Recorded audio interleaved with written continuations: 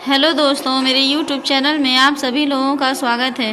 दोस्तों, आज हम देखेंगे इस वीडियो में बिहार NCERT बुक कक्षा 6 विज्ञान चैप्टर नंबर 2 का प्रश्न नंबर 6 का उत्तर।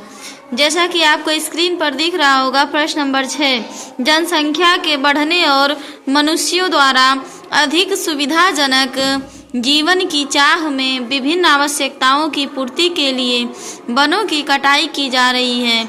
यह हमारे आसपास के परिवेश को कैसे प्रभावित कर सकता है?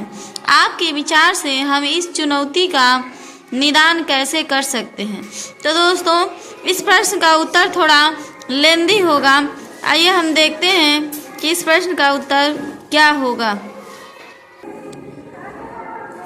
वनों की कटाई का परिवेश पर प्रभाव और इसे कम करने के उपाय। दोस्तों, यह हम पहली हेडिंग डाले हैं और इसमें पहली हेडिंग होगी कि वनों की कटाई का परिवेश पर प्रभाव। दोस्तों, जब वन को काटते हैं तो हमारे इन्वायरमेंट में, हमारे परिवेश पर क्या प्रभाव पड़ता है, आइए देखते हैं। पहला प्रभाव है जलवायु परिवर्तन। वह कार्बन डाइऑक्साइड को अवशोषित करते हैं, इसलिए वनों की कटाई से वातावरण में इस गैस की मात्रा बढ़ जाती है, जिससे जलवायु परिवर्तन होता है।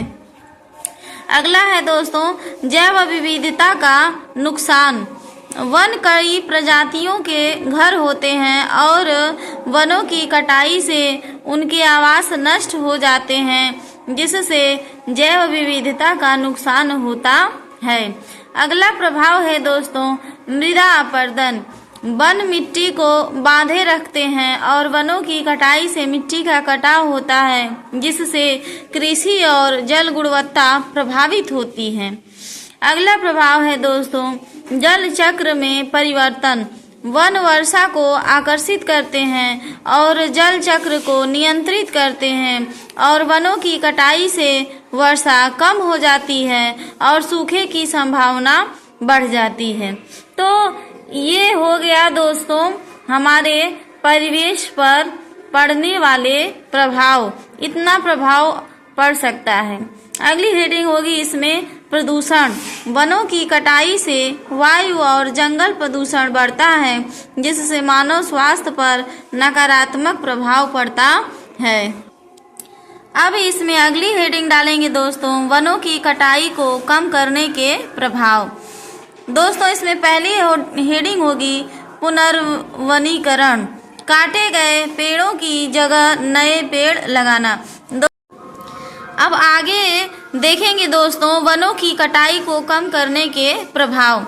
वनों की कटाई को कम करने के प्रभाव कौन कौन से हैं? पहली इसमें हेडिंग है पुनर्वनीकरण।